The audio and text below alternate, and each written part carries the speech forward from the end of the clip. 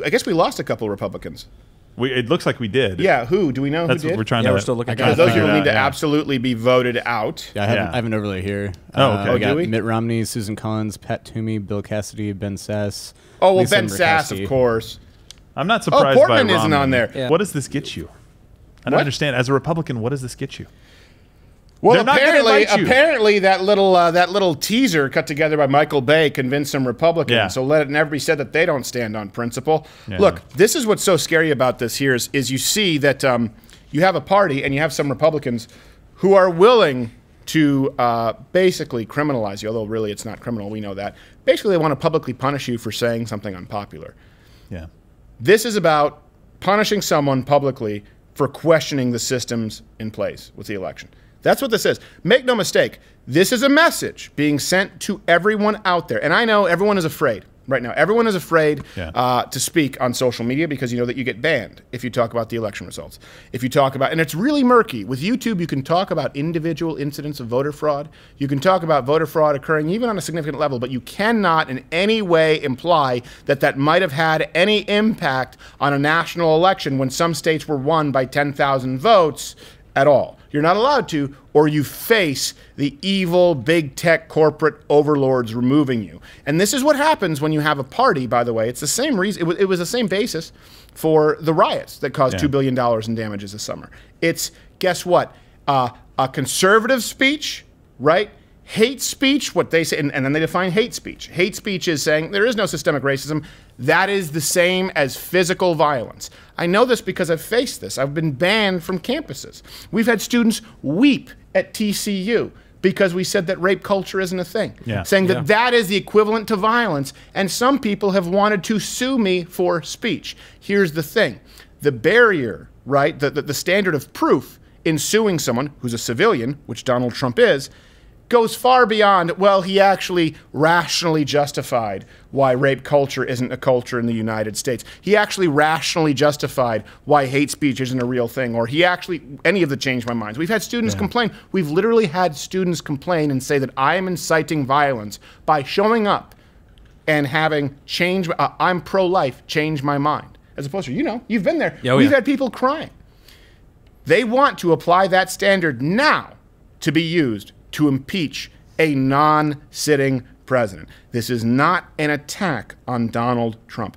Donald Trump has just been an example. He's been a symbol that they've tried to use. They want to make sure that you all know you are not free to speak. Well, sure, in this country, and we're the only country where we have the First Amendment. I know this because I come from Canada, where we have pastors who are jailed for saying that they won't marry two men in their church. They face jail. You can look at pastors like Stephen Boisson and then other pastors or Christians who've owned bed and breakfasts. Of course, you know, the bakeries here in the United States. You can find situations like this here in the UK. I have friends who are comedians like Mike Ward who faced a human rights tribunal and a $50,000 fine for telling a joke. The United States is the only country left with the First Amendment where free speech is absolute, and they try to chip away at it. It starts with banning you from college campuses. And you say, well, it's a college, they can do whatever they want. Hey, freedom of speech. But when they have pressure exerted on them by student unions and by bodies that have no respect and frankly, no consideration for the First Amendment, well, now it's no longer an equal playing field, just because conservatives won't use those tools against liberals since we actually believe in more speech. And then when it happens on the big tech platforms, right, where they say, well, hold on a second, you can't say biological male, you have to say she, or you're going to be banned. Or in our case, laughing at a transgender male to female, though it was still a male with a short haircut and a Letterman's jacket. He just happened to be wearing bell bottoms and high heels. And YouTube said, we're going to demonetize you for laughing at this person when he committed assault against you. Remember, he threw the hobo's lunchbox? They said, well, we don't know. We respect free speech, but you can't laugh at a trans male to female who's committing assault because that is also hate speech. So you have free speech, but you don't really if you want to speak freely on a college campus. You don't really if you want to speak in the digital public town square, Facebook, Twitter, YouTube, Google. We're going to make sure that we throttle it. And now they're saying you don't really have that speech even if you're a former president of the United States and you said something unpopular, even if you went out of your way to stipulate peacefully and patriotically. Look, let me tell you something, okay?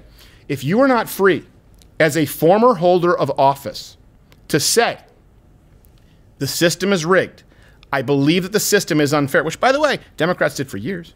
with Russia. Bernie Sanders did that with the primaries. If you are not free to say the system is rigged and we need to examine our elections and you need to fight like hell or you won't have a country anymore, make your voice peacefully and patriotically heard. If you are not free to speak that, you are not free to speak.